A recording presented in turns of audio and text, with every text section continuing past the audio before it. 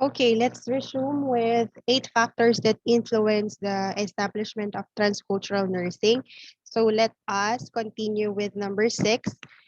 There is an increase in legal actions resulting from cultural conflict, negligence, ignorance, and the imposition of healthcare practices. So because of the cultural differences, nagkakaroon tuloy ng mga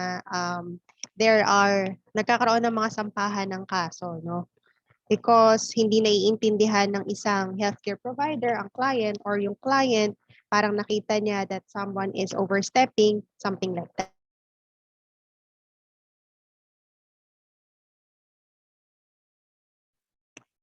Okay. Number 7, yan. Can somebody read again? Nabasa ba natin ito, number 7?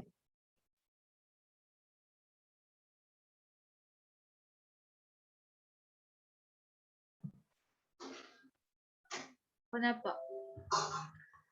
Okay. Arise awareness of gender issues with growing demands on healthcare systems to meet the gender and age-specific needs of men, women, and children.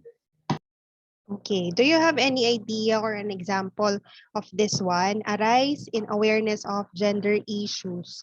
Maybe 10 years ago or 20 years ago, this is not something to talk about because this is like a secret, a taboo, no, when it comes to gender issues. But right now, like what I have said, very vocal na tayo sa ating mga rights, very vocal na tayo sa ating acceptance na tinatawag, ano, that this is me, accept me, or masyado tayo sa do not body shame or do not blah, blah, blah, right? So that is why there is a rise in awareness of gender issues because of this. Kasi kung maalala nyo, no, gender is ano yung napag-aralan natin kanina? Gender is a non-ethnic culture. This is parang a subculture, ano? There is a culture, there is a race, there's an ethnicity, but beyond that, there is also what we call a non-ethnic culture. So there are growing demands. Balikan natin yung number 3. Hindi pala natin nakita yung number 3. Okay, number 1, 2, and 3. Okay, last one. Micaela. An increase in healthcare providers and patients' use of technologies that connect people globally and simultaneously may become the source of conflict with the cultural values, beliefs, and practices of some of the people receiving care. Okay. Yan. O, meron ba tayong maiisip na mga example? This one, ang pinag-aaralan na natin, we are focusing on the patient and the care providers' use of technology. No?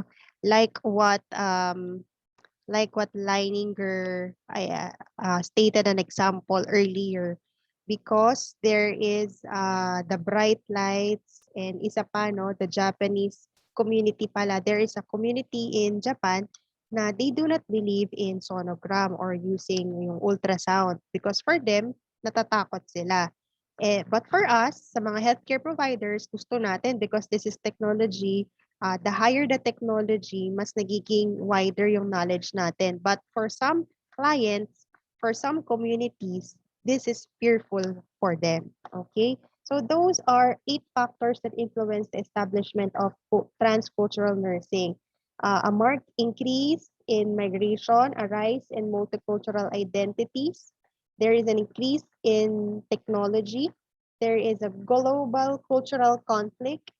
An increase in legal actions, awareness of gender issues, and an increased demand for community and culturally based healthcare services. So, I will end my discussion with that class. Hindi ko na kayo i-hold muna. We will discuss again next week. Itutuloy natin itong Leininger's contributions to TCN or transcultural nursing. But I want you to read itong, wait lang. Wait. Where is it?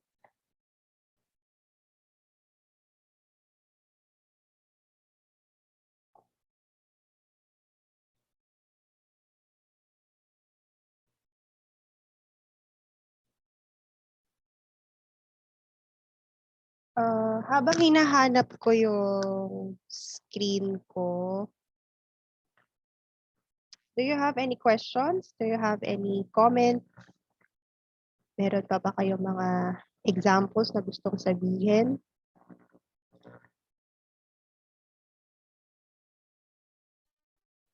Wala naman po. Wala naman po, ma'am.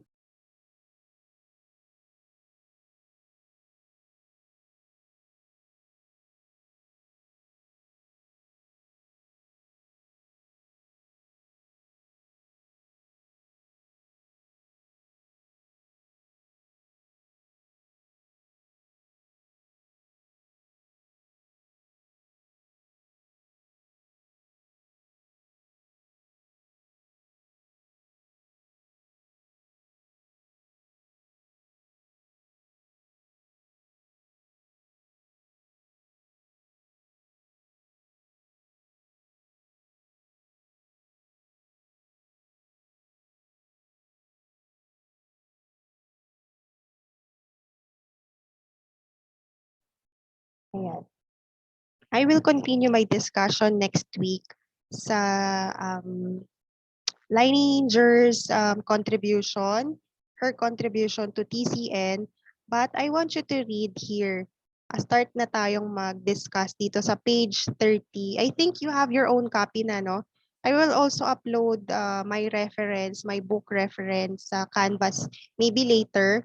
I will also upload it para mabasa nyo din. But I want you to read here sa communication because this is medyo mahaba pero mas maganda kasi magiging discussion natin kung mababasa nyo na siya.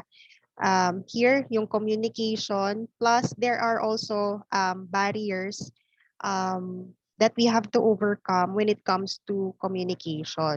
Okay, so yeah. Page, saan ba to? Page 14, yan. Part 1, page 14, nandun yung communication. I want you to read on that until, ayan o. Itatakal kasi natin isa-isa yan. Yung gestures, phronemics, posture, proxemics, and modesty, clothing, yung mga nasabi nyo rin kanina.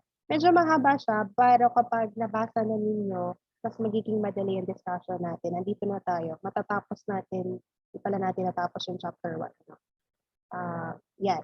And also, so mag-advance reading tayo doon. And also, sagutan natin ito. Sagutan natin itong number 2. Yan. Ipapass nyo sa akin next week. Yan. In your own words, describe the meaning of culture and its relationship to nursing. So maybe siguro 200 words. This is take home parang recitation nyo na rin. In your own words, you will describe the meaning of culture and its relationship to nursing. To be passed next week ng deadline natin ay hanggang 12. Sige, hanggang time ng ano natin. So mahaba-haba yan ha. In your own words, describe the meaning of culture and its relationship to nursing. Ayoko nung magbabasa ka lang ng, kukuha ka lang ng meaning ng culture tapos explain mo lang. So I want it to be personal, especially dahil sa naging discussion natin today, or maybe it can be a world view ano, ng culture mo, or maybe a culture of your career academically. Also, in your own words, you will describe the meaning of what is culture and then the harmony, the agreement of relationship ng culture into nursing. Okay, so 200 words. And paalala po ang ating yung binigay ko sa inyo na written recitation. Journal po, ma'am. Yes, the journal. It will be passed on the sa End of Sep po. natin. Yes, sa finals week natin. So bakit ko pinapaalala sa inyo? Kasi minsan may magpapas, yung pinaka last week gagawin niya lahat. So na forfeit na yung purpose, no? Kung yun ang gagawin niyo, wag na lang kayong mag-pass kasi iisipin niyo yung paano niyo maiisip yung mga nangyari. Ang goal nga nito, ang goal ng reflective journaling is for a week, no? Summarize, highlight your learnings, highlight your reflections on that week.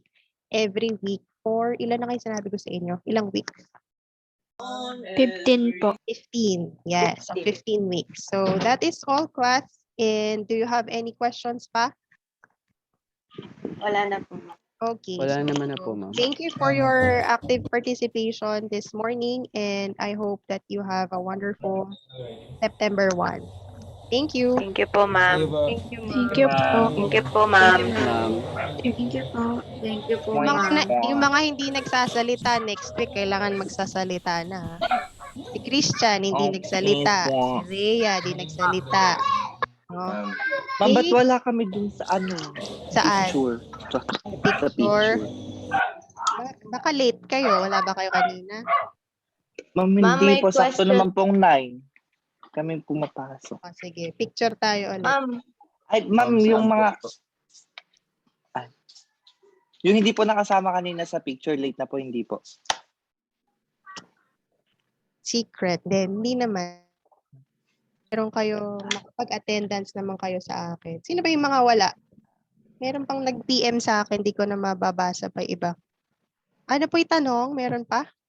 Ma'am, saan po ipapas yung sa assignment po? Sa ilalagay ko sa Canvas para doon yun na lang din ipapas. Upload ko later. No? Canvas na pala. Meron pa? Question? Ano? Meron bang di nakaabot ng attendance kanina? Ako po. Sino yun? Parang, Si JM daw po. Ikaw lang Hindi yata. lang, Uwi, ate, hindi. Then kasi pumasok na ako. ikaw lang. Sige, mag-selfie ka na lang. Send mo na lang sa akin. Oo. Ikaw lang pala. Sige. 1, 2, 3. Smile. May ginagawa ata si Christine. Parang naglalaban na siya. 1, 2, 3. Smile. Okay. Isa pa. Next page.